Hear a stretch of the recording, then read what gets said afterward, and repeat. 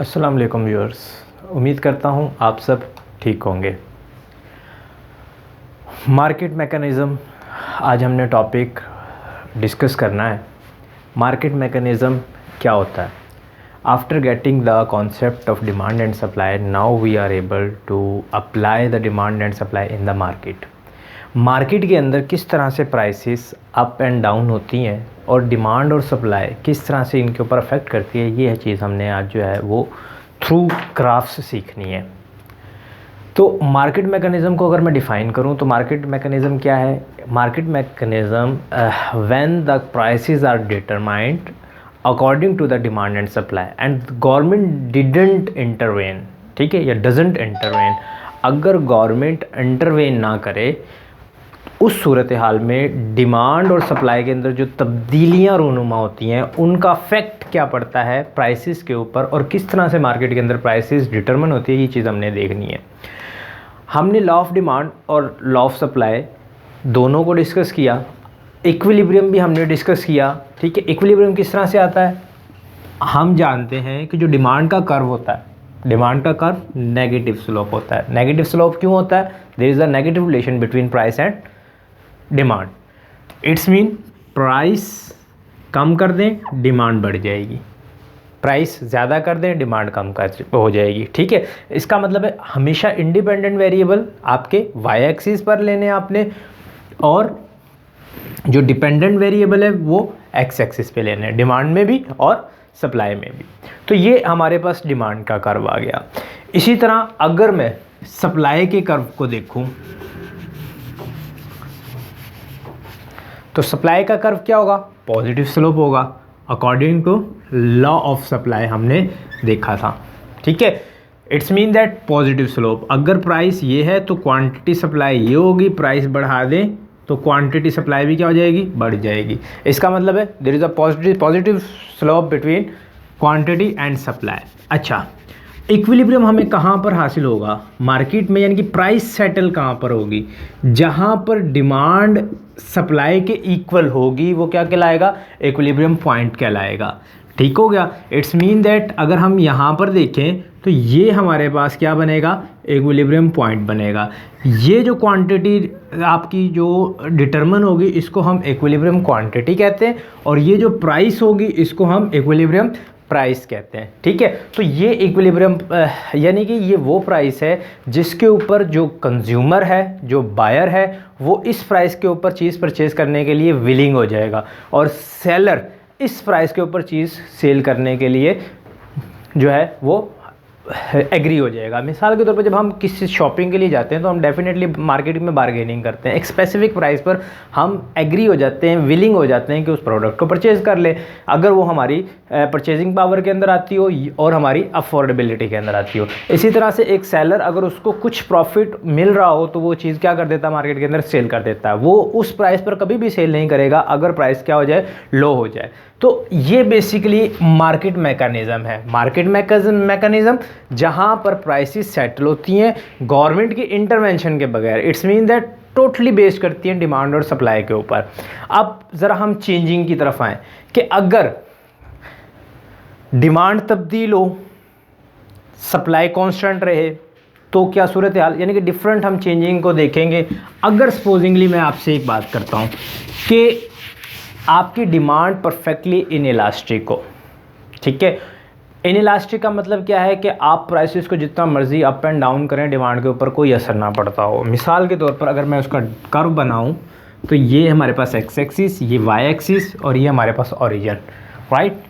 ये डिमांड का कर्व क्या बता रहा है कि ये प्राइस आप अप करें डाउन करें डिमांड जो है वो आपकी Q1 ही रहनी है, कोई फ़र्क नहीं पड़ेगा। इट्स मीन दैट इनइलास्टिक का मतलब है there is no change in response to the change of price, so that is the demand curve. Okay, अब क्या होगा कि सप्लाई का कर्व हमें पता है पॉजिटिव स्लोप है, तो इक्विलिब्रियम प्राइस आपकी क्या बनेगी? इक्विलिब्रियम प्राइस आपकी ये प्राइस बनेगी। अब इन इलास्टिक डिमांड ने चेंज नहीं होना, सप्लाई को आप इंक्रीज़ करके देखें। अगर आप सप्लाई को इंक्रीज़ करते हैं तो आपका सप्लाई का कर्व किस तरफ शिफ्ट होगा? राइटवर्ड शिफ्ट होगा। It's mean that S1 that is increase in supply. अब क्या होगा कि डेफिनेटली सप्लाई कर्व इंक्रीज करने से, अब डिमांड मार्केट के अंदर क्या है, वो तो कांस्टेंट है। सप्लाई जब आप बढ़ाते चले जाते हैं तो चीज़ें अनसोल्ड होना शुरू हो जाती हैं, ठीक है, जिनकी डिमांड ही नहीं होती मार्केट के अंदर, सरप्लस। तो डेफिनेटली उन सरप्लस चीज़ों को अगर आपने सेल आउट करना है तो आपको डिस्काउंट्स देने पड़ेंगे, आपको सेल्स लगानी पड़ेंगी, आपको इंटरेक्ट करना है कंज्यूमर को। अब वो किस तरह से करते हैं, वो आप डिफरेंट स्ट्रेटजीज उसके लिए यूज़ कर सकते हैं। सो दैट इज़, अब इफेक्ट देखें आप ज़रा, क्या आता है कि आपकी प्राइस पी स्टार से पी नोट रिड्यूस कर गई है, यानी कि सप्लाई के इंक्रीज़ करने से अगर डिमांड कांस्टेंट रहे, सप्लाई जैसे ही इंक्रीज़ करेगी आपकी प्राइस क्या हो जाएगी, डिक्रीज़ हो जाएगी।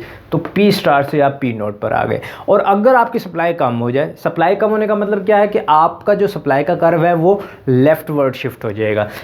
क्या होगा कि आप इस तरफ मूव कर जाएंगे, ठीक है। अब इस तरफ मूव करने से मतलब क्या है कि अब आपका पहले इक्विलिब्रियम पॉइंट ये था न्यू प्राइस की, यानी कि जब आपकी सप्लाई इंक्रीज़ की तो ये इक्विलिब्रियम पॉइंट हो गया। अब सप्लाई रिड्यूस करने से आपका इक्विलिब्रियम पॉइंट ये आ गया, यहाँ पर प्राइस क्या हो गई है, इंक्रीज़ कर गई है, ठीक है। तो एनालिसिस में हम देखेंगे कि अगर डिमांड इन इलास्टिक हो तो सप्लाई इंक्रीज़ करने से आपकी प्राइसेस रिड्यूस कर जाएंगी और सप्लाई डिक्रीज़ करने से आपकी प्राइसेस इंक्रीज़ कर जाएंगी, right. So that is the point. इसको आप एनालाइज करने के बाद डिसीजन मेकिंग कर सकते हैं कि आपने सप्लाई को बढ़ाना है तो क्यों बढ़ाना है, अगर बढ़ाएंगे तो उसका रिजल्ट क्या पड़ेगा आपकी प्राइस के ऊपर, आपके जो प्रोडक्ट की प्राइस के ऊपर है, तो आप एनालाइज कर सकते हैं। इसी तरह से अगर सप्लाई इन इलास्टिक हो, मतलब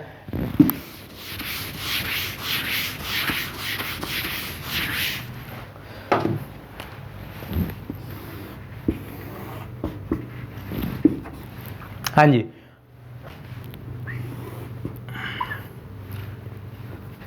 परफेक्टली इलास्टिक अगर हम बात करते हैं, परफेक्टली इलास्टिक का मतलब है प्राइस चेंज हो ना हो, डिमांड जो है वो अप एंड डाउन हो रही है, प्राइस अगर आपकी कांस्टेंट है, ठीक है जी, और ये डिमांड कर्व मैं अब इलास्टिक डिमांड कर्व आपको एक्सप्लेन करके बता रहा हूँ कि जब प्राइस कांस्टेंट रहे और डिमांड देखें अप भी हो रही है डाउन भी हो रही है, उसका यानी कि इम्पैक्ट प्राइस पे, कोई प्राइस का इम्पैक्ट डिमांड पर नहीं है, डिमांड दूसरे फैक्टर्स की वजह से अप एंड डाउन हो रही है, इसका मतलब है कि ये इलास्टिक है, इनफाइनाइट इलास्टिक है, ठीक है। उस सूरत हाल में भी आप देखें कि आपके पास ये कर्व हो गया,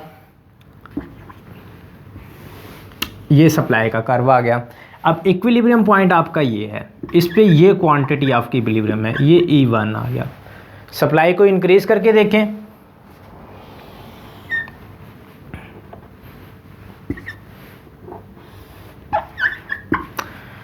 ठीक है, प्राइस कांस्टेंट रहेगी, सप्लाई इंक्रीज करने से प्राइस पर कोई इफेक्ट नहीं पड़ रहा, क्योंकि डिमांड आपकी जो है वो सप्लाई के बढ़ने से वो भी बढ़ रही है, ठीक है। ये या इट्स मीन दैट कि परफेक्टली इलास्टिक में क्या होगा, प्राइस के ऊपर इफेक्ट नहीं पड़ेगा, ठीक है। अगर रिड्यूस करके देखें तब भी आपके पास क्वांटिटी में रिडक्शन हो जाएगी, क्वांटिटी सप्लाई रिड्यूस हो जाएगी, लेकिन डिमांड चूँकि चेंज हो रही है अकॉर्डिंग टू सप्लाई, तो इसलिए प्राइस के ऊपर कोई अफेक्ट नहीं पड़ेगा। इसी तरह से अगर हम देखें कि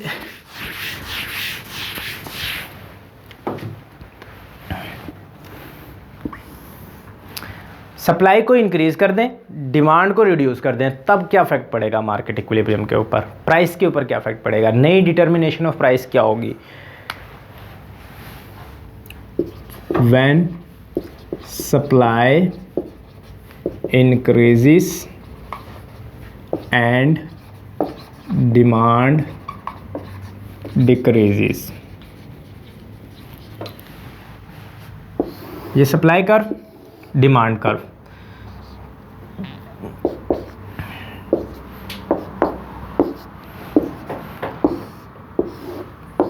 ये इक्विलिब्रियम क्वांटिटी, ये इक्विलिब्रियम प्राइस और ये आपका इक्विलिब्रियम है।